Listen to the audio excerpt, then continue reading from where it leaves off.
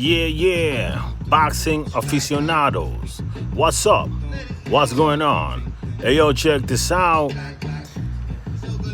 What a good day. Several good news. It looks like the WBA is getting their shit in order now. Well, excuse me, I didn't really want to use that language.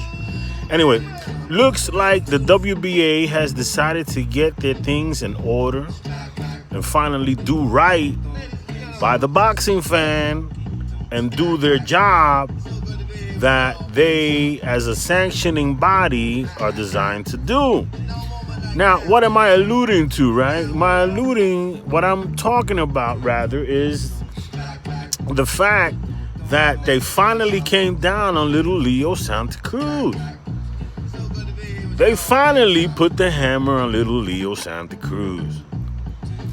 This is a guy that's been holding the WBA featherweight strap hostage for the better part of, 5 years?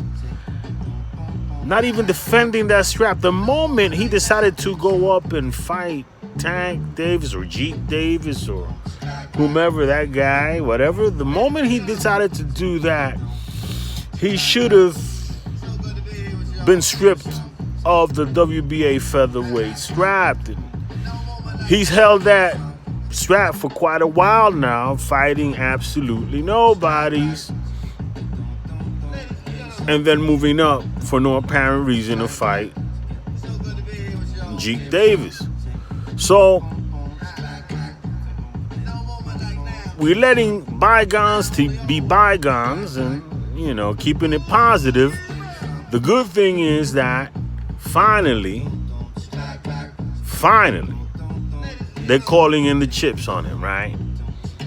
They're mandating Lee Wood against Leo Santa Cruz. Interesting thing about it is that what they first did was deny Leo Santa Cruz's request that he be given a chance to unify against Ray Vargas. I believe that, first of all, it was great of the WBA to say, no, we're not going to do that. You're not going to unify against Ray Vargas after all these years of not unifying against Gary Russell Jr., right? He could have unified against little Gary Russell Jr. 6 years ago. I mean, am I exaggerating? Right? I don't think I am. Correct me if I'm wrong. Maybe I am, because I am so exasperated that fight never took place. But now, Leo Santa Cruz, all of a sudden, he wants to unify against Ray Vargas so he could have a Mexican on Mexican affair.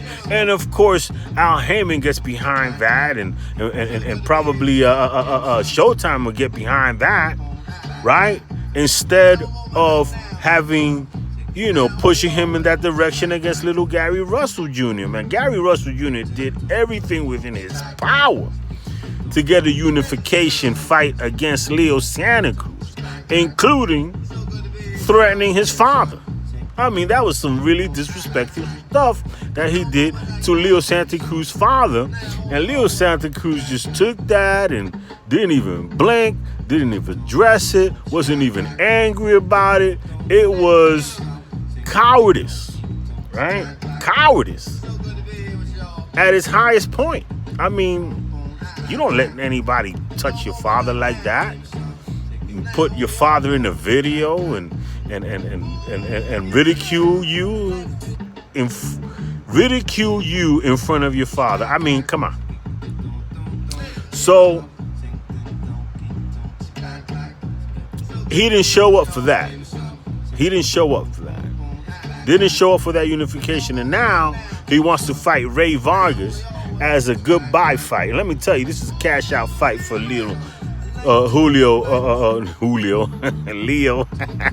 Santa Cruz. This is a cash out fight. That guy has no future, right?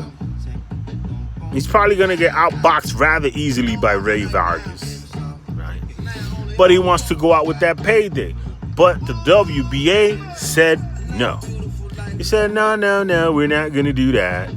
We're going to mandate you against, we're going to finally mandate you to defend that belt according to our own guidelines that we've been ignoring for the last umpteenth years. So Gary Shaw is the man behind that, by the way. Gary Shaw is taking over the WBA. So, and the shocking thing about that for me is that, wow, finally an Eddie Hearn fighter gets a call in their direction. Gets a call in their favor. Finally, a sanctioning body backs up a matchroom fighter. When's the last time that happened? Right? Dillian White waited 30 years to get a shot at what seemed like 30 years to get a shot at Wilder. Never got it. There's been a whole host of belts out there that have been held by PBC that Eddie Hearn fighters don't get. Get overlooked, get overpassed. But this time, the WBA sided in Eddie Hearn's favor. And of course, Leo said, to the surprise of many, Leo said, I'll take that fight. Now, I'm just having a little bit of a debate with Mr. Ring IQ on the comments section of his video on the subject, because he's of the contention that Leo Santa Cruz is going to drop that belt and then he's not going to fight,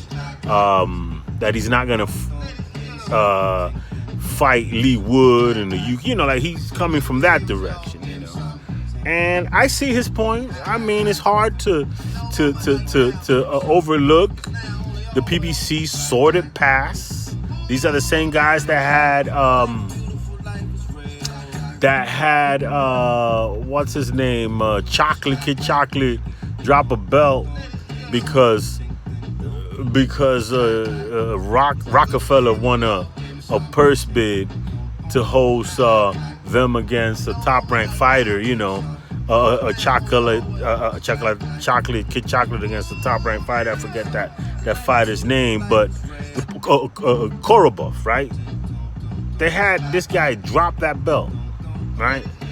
It really was detrimental to Kid Chocolate's career because he could have turned that into unification against Triple G had he defended it, but that's neither here nor there. The point is that it's hard to now see the PBC playing ball, or Al Heyman playing ball. But here's the thing, here's the difference.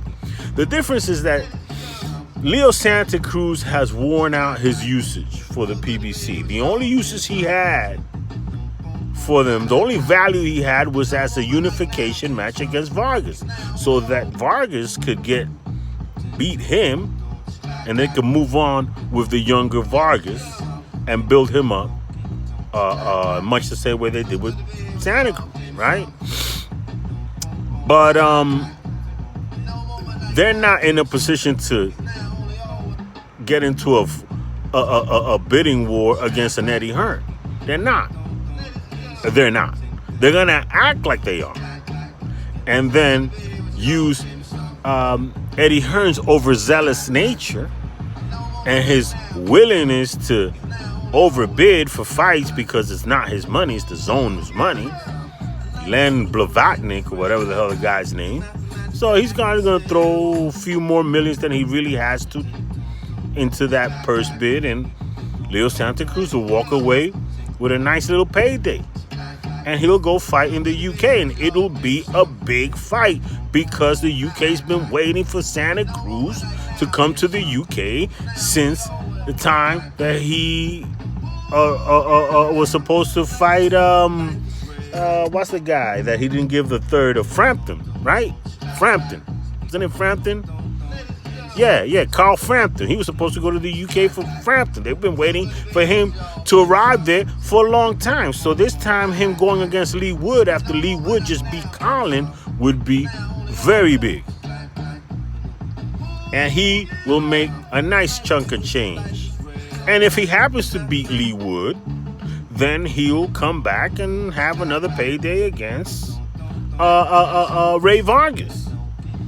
So it's a win-win situation. Rather than drop a belt and face Ray Vargas with no belt for much less money than he would have as a champion, right? Only reason PBC wanted him, the only value to the PBC would have been him as in a unification against Ray Vargas, not as a challenger against Ray Vargas. Who wants that? They're not gonna make any money off of that. They're not gonna overpay him for that. So his best bet is to have Eddie Hearn pay him his retirement package, right? And again, a big fight in the UK. Why Eddie Hearn does it? Eddie Hearn is short on content that appeals to American fans. He's short on it. I know a lot of Eddie Hearn fans want to argue the subject with me, but it's clear. It's clear that he's short on content that's appealing to American audiences, appealing to Mexican audiences. He's top heavy. Eddie Hearn is top heavy. He has Canelo, AJ, Usyk at the moment, and he has those type of fighters. But he's only recently now getting a Bam Rodriguez, into the